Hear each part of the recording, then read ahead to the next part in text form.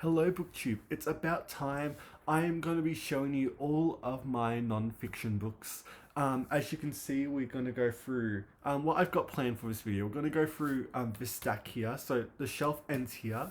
We're going to go through all of these, and I know you can't see it, but the row here. And pretty much what that will entail is Australian non-fiction and some biographies, because that's what I just have here. Over here on my bedside table, I do have some Christian nonfiction I've showed before in a previous Holy Sunday. But yeah, so we're going to go through those two genres today. And before we do, I do have some nonfiction books that aren't on this shelf because it's so tiny and it's starting to get a lot and overwhelming, but that's okay. We have the submarine here. Some of these I've hauled recently, but I thought I'd put them in this video here because just to feel more complete. I do have this biography of Lisa Curry here. Lisa was oh my god, I can't remember the word, Olympian swimmer, and me and my auntie read it years ago together, and the devastating ending with her children, I cannot emotionally recover from that, but it's a very lovely read. Especially, even I was engaged, even I literally don't give a single anything about sports. I literally am not the least sport person you'll ever meet in your life. But anyway, I have those two. Then we have No Greater Power, of course. I've talked about this on my channel. It's iconic and you should read it. And then we have a recent thing that I've hauled that I haven't shown on the channel yet. I did find a 2-volume biography of John Curtin. John Curtin was a Prime Minister during World War One. I know, very interesting here, but it's a big 2 beefy volume, and I'll get to it when I get the chance to, because it's very big. Anyway, let's get started. So this is mostly Australian political books and biographies of prime ministers, because they're very big, and I love how most of them I have in, like, I literally think I have all of them in pristine hardcovers. I literally don't know why. I'm one of those people that love hardcovers, but I don't own that many because I refuse to pay hardcover prices. And so I always just have a lot of paperbacks. But anyway, let's get started. So we have here the 3-volume set of Thomas Keneally's History of Australia. I showed these on my channel before. Oh my god, I've already dent the back. But anyway, we got Origins to Eureka, of course, which was the Gold Rush Rebellion. Very important, but not talked about as much because of John Howard. But anyway, Eureka to Diggers. And these have lovely wraparound edges. They're so beautiful.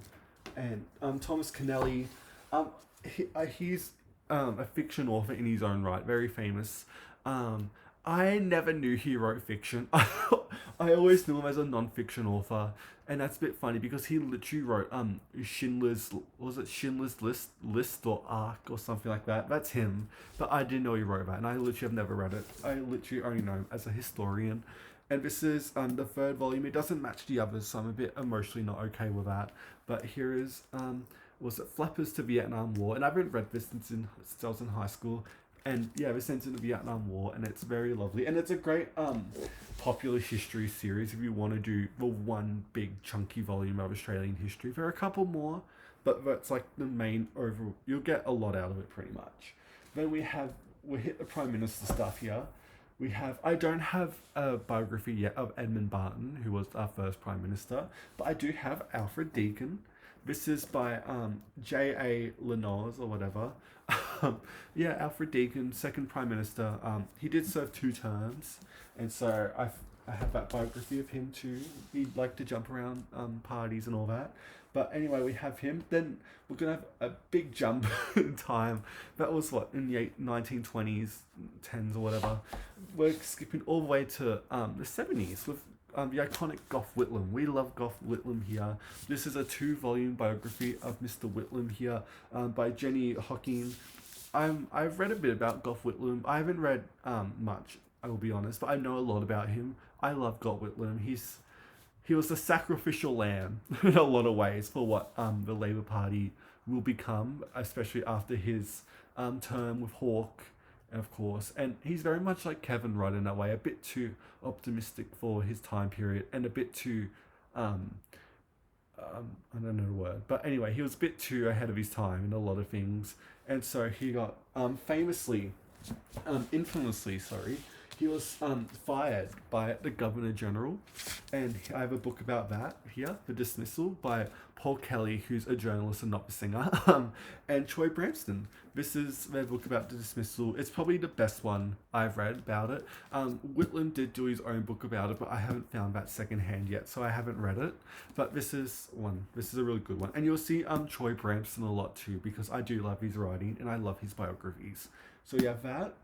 Then this is where it starts to get wild, because we're going to go through the stack here and I'll make some room. We have afterwards a post-prime ministerial speeches by Mr. Paul Keating. I love Keating. I'm at the point now where I'm doing his post-prime ministerial speeches.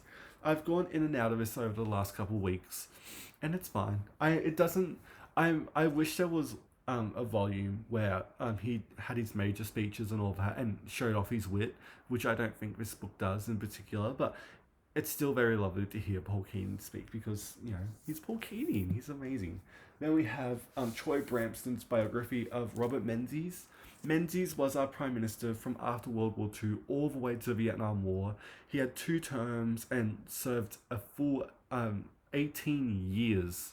I could be around that time. 18 years as Prime Minister, which is insane. And this is his biography of him. Menzies is fine. He doesn't really blow me away as in terms of all the change he done. He didn't do that much. I think he was in that position for so long because he kept the clocks on, he kept the lights on, but when you compare him to different figures like Keating or Whitlam, Robert Menzies doesn't impress me as much too. But yeah, so we have Menzies. This is probably my favorite book on Menzies. There aren't that many, but this is a good modern one if you want to give it a try. Then we have Andrew Fisher, Prime Minister of Australia, a biography by David Day. Fisher, when did he serve? I really should know this. He was a unionist, of course, and oh my god, when did he? Oh my god, I'm just having a crisis. I don't know. He was the Prime Minister at one point. I think he was during same as John Curtin. I don't know when he served, to be honest. I know he was an early one, because I know he went up against Deakin in terms of at the end of Deakin's run. Deakin, towards the end of his prime ministership, was kind of like Joe Biden in a way, very old and just kind of there. And Andrew Fisher was the alternative pretty much. And Andrew Fisher is really good too. I actually prefer him to Alfred Deakin, if I'm being honest. But anyway, we have that. Then we have Keating by Kerry O'Brien. This is massive. It's not as big. It's literally not that heavy. It's only 700 and something 50 pages or whatever. This is a transcript of an interview Keating done, I think, with the ABC, and it's a very lovely sit down with Keating. You get to hear him talk about his life and all that. And because Keating has said he's never going to do a memoir or anything like that, this is probably the closest we'll have to that, at least while he's still alive, because once he dies we'll probably get the big biography. But anyway, this is very lovely, and yeah, it's nice to hear Keating's story from his own words. Then we have a couple more Keating books here, because he's very written about, and this is one of the more famous ones I haven't read yet. This is Recollections of a Bleeding Heart. This is I'm trying to read it. Anyway, I don't know what I'm saying. This is just an insight to Keating's term as Prime Minister. In 92, goes through that. I haven't read it, so I literally don't know much about it, but I do want to get to it, because one of my favourite things I've been putting off for so long is, oh my god, I can't get it out. This biography of Paul Keating by Troy Bramston here. Look how big it is. And the back's very lovely too. And yeah, this is, again, only 700 pages, so I'll probably get through in a weekend or whatever. The Big Picture Leader. This is Troy's biography of Paul Keating. And Keating's still alive. He's 80. And I love Troy's writing too. And I think he'll do a really great job with Keating. I just need to spend a weekend and just smash it out, because I know I'll hopefully love it. And then to end off that stack here, we have Bob Hawke's Demons and Destiny by Troy Bramston too. This is the first Troy book I read, and I Loved it so much. As someone that very much didn't grow up with Hawke or Keating, like it was very much that era of Australian politics was completely gone. I was born in the Howard era, and it's just refreshing to see a take on Hawke like this, and it's so beautiful. And for me, this is the definitive Hawke book, in my opinion. I would say away from the ones where he wrote them himself, especially after his prime ministership, because they do tend to be a bit jaded and a bit bitter, especially what happened to him, but that's its own story. But anyway, I do love this biography of Hawke. It's very beautiful and very touching and lovely. So you have that. And then this last one over here, this is The March of the Patriots. This is by journalist Paul Kelly here. This is talking about modern Australia and how, I haven't read this, but it talks about, I think about how Keating and John Howard, who came after Paul Keating, shaped Australia in the modern sense. And it seems really good, so I'll pick it up one day. So that's all of my, I'll move it down here so you can see a bit more. That's all of my political books, or not really, we've still got more, but that's like the main Prime Minister stuff, because they're so fun to read. Anyway, let's keep going. So over here, we have a classic over here of history, Australian history, Manning Clark, his History of Australia. This is very much an abridged edition. Manning, over the course of nearly 20 years, done a history of Australia, and it's multi-volumes long, and I would, if I literally had it, like, I just can't afford it. It is so expensive, like one volume, and I refuse to pay that much.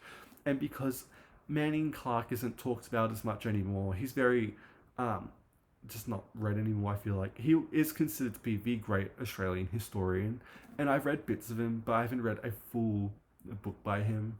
And I do have this one, and this is, again, just a bridge edition of a lifetime work over here. But again, because it's not in print, there's no popular editions of it. I've literally never seen the complete version or a volume of it. I've only got the abridged. And because I'm me and a bit funny and a bit mean-spirited at times, I can put it back in. I put him right next to Tom Kennelly again, who we saw just now. This is his book about First Fleet here, and it's very beautiful. It's very well written. I also push this and David Hill's book about the First Fleet if you want like a history of the First Fleet. But Tom Kennelly, you can't go wrong with him. He's such a lovely writer, and he's just iconic. And again, what I need to say, this book's famous in and of itself. So I put them together because they absolutely hated each other in real life. So I thought, why not put them there? And then we have more famous stuff, The Light on the Hill, the Australian history of the Labor Party here. The Labor Party is very important.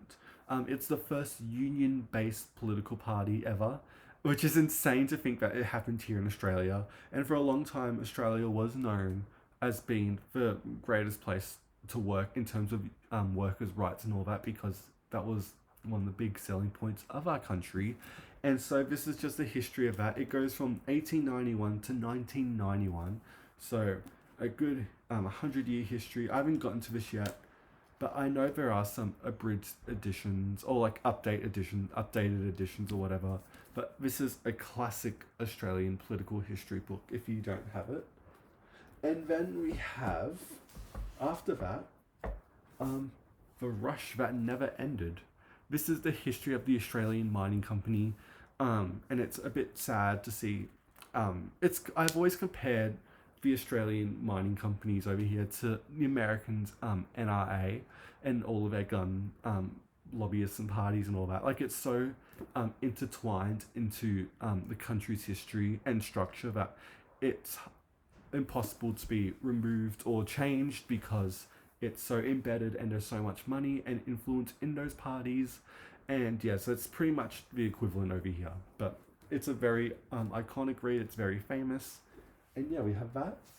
Then another classic Australian history book is The First Fleet by Robert Hughes. This was published in the 80s, but this is just a reprint. And this is him talking about the First Fleet. This was controversial when it came out because it talks all about the brutality that happened during that time period of colonialization. But it's a classic for a reason. It's famous. everyone knows it pretty much. So pick that up. Then we have Sarah Margaret's The Dig Tree. This is, I haven't read this one. In 1860, an Irish policeman and shy English scientist led a cavalcade of men and camels out of Melbourne to across the continent from the south to the north. Less than a year later, 7 men were dead. So, I love travel rhymes about Australia just because it's so interesting. And these people were not prepared for that. I think, I don't know what they were thinking, because most of the country is literally just desert. Like, especially once you get to like the inside of the country, like in the center. But anyway, we have that here. And so a classic, it's a modern classic. I really love it. And then we have this one here. Oh, I've had this for a while. The Maritime History of Australia. This is the history of our ships, and it's very nerdy, but I kind of liked it. And it's nice to see all like the old school photos and all that too. Again, very nerdy, but I kind of love it. And then we have, after that, a history of the Australian Gold Rush by those who were there. And this is an Australian Classics edition. You'll see these secondhand a lot. They wrap around and they're very pretty. But these are first-hand accounts of the gold rush in Australia during the mid to late 1800s. And it's just interesting to hear first-hand accounts because it was insane. And a lot of stuff happened. And it was chaos. That's the best way to say it. Because you had people who were sent here still because they were criminals, and it was pretty much treated like Australia as like a prison, pretty much. Just a massive continent to dump your criminals. You had them. You also had people who were just sent there to live there and were paid by government too. And then you had people who travelled from Asian countries and around them, especially from the Americas too, who came to Australia because we were one of the big countries with the gold rush. And so not only was and we weren't a federalized country, so each state was its own country still, and it was chaos because you had criminals who obviously had heard that, you know, come to Australia and you'll get rich because there's so much gold here. And so a lot of crime went down because, you know, you pretty much could escape into the bush and be lost forever. And a lot of robbery went on too because we had no police pretty much. We had guards sent by England, and it was just chaos because, again, half the country were criminals and half was looking for gold, and there was a lot of murder and a lot of theft too because, you know, while you'd be sleeping, criminals would steal your they'd steal your swag and all that, and they'll take all your gold that you've been looking for. And so this is just first-hand accounts of that. Very interesting, very nice. And of course, I don't have a book about it, and I want there to be, because of all this chaos this was going on during the gold rush. The government, or not the government because we didn't have one back then, but England were pretty much like, hey, you're making, all these people are making all this money in Australia because of the gold rush. We're going to put a tax on you, even if you don't find anything, or just because you're there, you'll pay this mining tax. And this was really the worst move you could make. And a massive rebellion started called the Eureka Rebellion. Lasted a couple of days. A lot of people died, and it was the first sense of unionism in the country, even though it wasn't the modern sense of what we call it. But still, it was a example of how Australia's always kind of stuck it to the man in that sense. But there is no great book about the Eureka Rebellion, and that really hurts me because I would really love it. I know Peter Fitzsimmons done a book about it, but I don't like Peter Fitzsimmons that much. As a writer, he's never done much for me. But anyway, I just putting it out there that I would love a great Eureka Rebellion history because it's ready to be made because it's so famous. But while all that stuff was going on, we also had bushrangers, which were pretty much your cowboys and all that stuff, except these were criminals that ran into the bush, and they pretty much done that. And there's a great history by Charles White called The History of Australian Bushranging here in the Australian Classics edition. Again, this hasn't had a print in so long. This probably came out in the 70s or the 80s, this edition. And Patrick White does a breakdown of all the great major bushrangers of the time, and just short biographies of each. And you think, oh, like you imagine Ned Kelly and how grand his um, acts were, and you think, oh my god, were they all like that? And you realize they weren't. They were just criminals that got lost in the bush, as you know, which happened to everyone pretty much. But again, great, a classic. If you're going to do Australian history books, this is essential. And it also get to see how a lot of our folklore and myths were started to. And yeah, this is, and Charles White's writing is very lovely as well. So those are essential reading in my opinion, if you can get your hands on them. I know Project Gutenberg does an edition of this too. So then we're going to hit the Ned Kelly books. I have 4. I used to have a lot more, but I've weeded it out over time because I'm not, like, I don't need that many of them. But Ned was a bushranger. Look up his armor. Just do a Google of him. Do a Wikipedia. You know what he looks like. His cool armor and all that. So, and I always was interested in growing up. I've been to all the locations across Victoria, and so I do have a couple books about him. We have Ned Kelly's Last Days, setting the record straight of the death of the outlaw, and that's his death mask right there, which is terrifying if you've seen it in person like I have. It is very scary, and death masks in general are scary. But this is, yeah, setting the record straight about, I haven't read this one actually. It's about his last shootout with the Glen Rowan, which was pretty much him and his gang hijacked and kidnapped, pretty much hold this bar ransom, and there was a big massive shootout because hostages got out and alerted the police, and so they had, it's very, like, just Google it, you'll know it. Anyway, we have some of Ned's writing himself. This is the Jubilee letter. This is a letter he sent to oh my god, who did he send this to? It was officers at the time. It was one of those, like, I'm evil, I'm, like, not evil, I'm so powerful, you can't stop me. And he calls one of the police officers magpie legged, which is very funny. But outside of that, this is just the writings of an angry, unhinged person who thought he could get away with everything. So we have that. And then we have a newer release. This is Nabbing Ned Kelly here. You can see that's him right there. He died very young. I think he was in his early 20s. I'll see if I can find a better photo of him in here. But this is just, if you're going to do the one book about Ned Kelly, this is the one to go to. I do have another one that I love, but it is a bit more biased, and for a good reason. But pretty much, yeah, this is just essential book about Ned Kelly. I don't really know what to say. The photos in here are lovely, as you can see. And that one there is important too, because those top 2 photos I just showed you, because they were pretty much the Kelly gang murdered these group of police officers in the bush, and it was so brutal that there was the first ever crime scene photos taken in this country, which shows you how intense it was.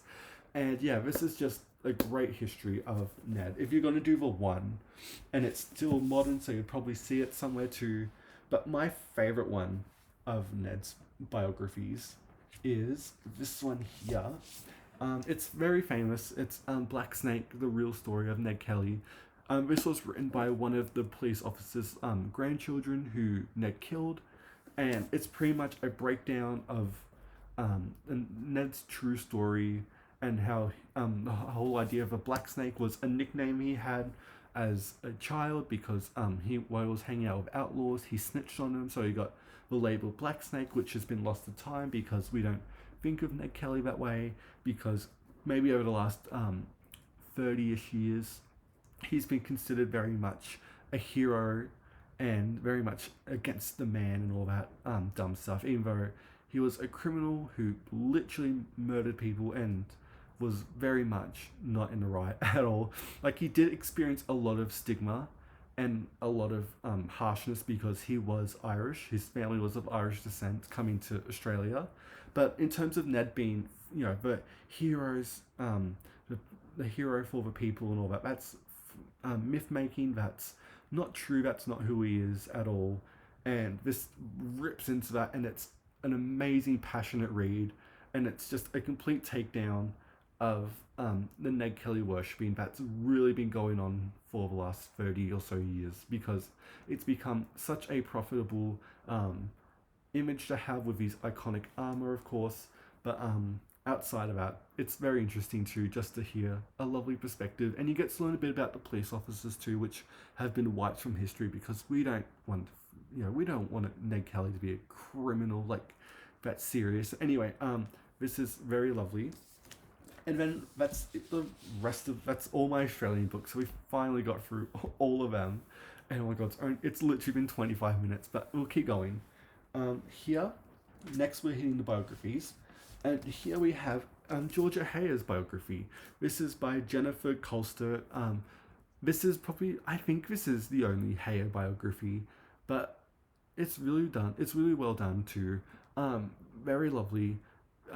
You'll learn a lot about what Hayer thought of her own books. You get to see what she thinks about her own books, which was very interesting to me because, again, she'd never done interviews or anything like that. So this is like nearly a primary resource if you want to learn more about Hayer, because Hayer is my queen and Hayer is amazing. And so we'll have that. And then we have, oh my god, if I can get it out. We have I'm Glad My Mum Died by Jeanette McCurdy. I grew up watching iCarly and all that, so this was very nostalgic, but the writing and the themes that Jeanette is talking about in here is incredible. I love her writing so much. I'm so invested in her works. I want her to write another book, please. I know she has a publishing thing, publishing, what, I don't know what it's called, but what I need to say, people know about this book. It's famous, it's so iconic, and this literally, the conversations this book has about child stars and the ethical nature of should we even have child stars, it's just so incredible and so well done. And I love this book to death. And as you can see, I did drop it.